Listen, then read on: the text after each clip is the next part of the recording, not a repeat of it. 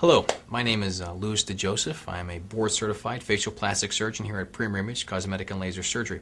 So the question commonly asked of me is, why did you become a plastic surgeon, or how did you become involved in this?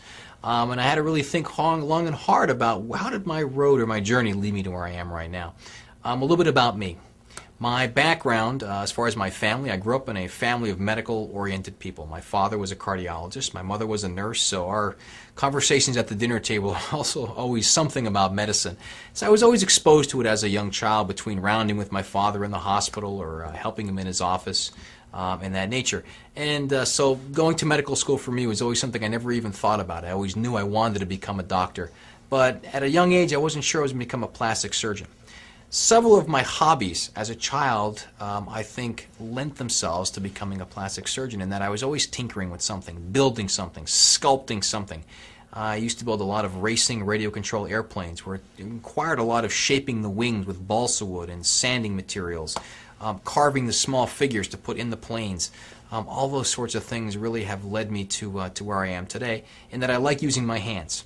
I always think that plastic surgery is the ability to transform your ideas into your hand motions.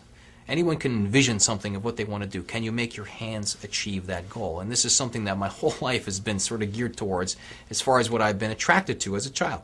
So in medical school, I was exposed to some plastic surgery during rotations, as most medical students are, and I was amazed by what these surgeons do. I was like, wow. I distinctly remember one patient who had a poor woman who had a dog bite to her face. She was actually babysitting a dog for a neighbor over a weekend vacation. And the dog bit her face, tore her cheek open, as grotesque as that was. And I remember the plastic surgeons just literally piecing this woman together and just seeing how she healed, and the look on her face like, wow, I have myself back. To me, that was unbelievable. And the other attractive thing to me about plastic surgery is that everyone is different. If you're removing someone's appendix, you do it the same way on every single person. A facelift, or a rhinoplasty, or eye lifts, or any facial plastic surgery procedure for that matter, is different, because every single person's face is different. Every single person's expectation is different. That, to me, is what I love about what I do, as far as taking what someone's expectations are and really trying to meet those goals for the patient, and taking a standard procedure, such as a facelift, and really customizing it to the patient, little nuances and changes to fit their facial structure and what their needs are.